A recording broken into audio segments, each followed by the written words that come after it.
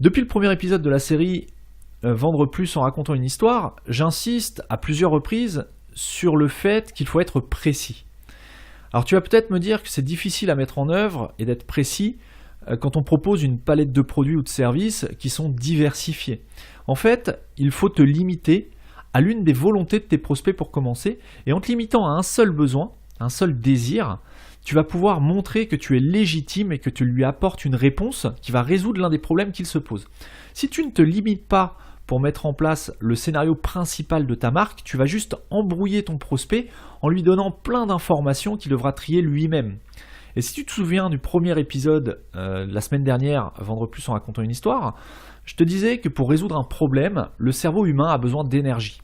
Il va consommer de l'énergie. Le secret de la réussite quand tu racontes une histoire va résider dans le fait de faire dépenser le moins d'énergie possible au cerveau de ton prospect pour qu'il l'assimile plus facilement.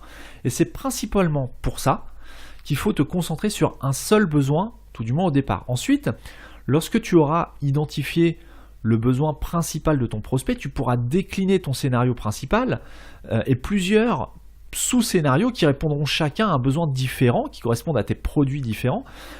Mais il est important de cibler le principal besoin afin de capter l'attention de ton prospect pour commencer en tout cas. Ensuite, quand tu vas définir le besoin principal de ton prospect, tu dois garder en tête que ce besoin doit absolument répondre à un sentiment de survie.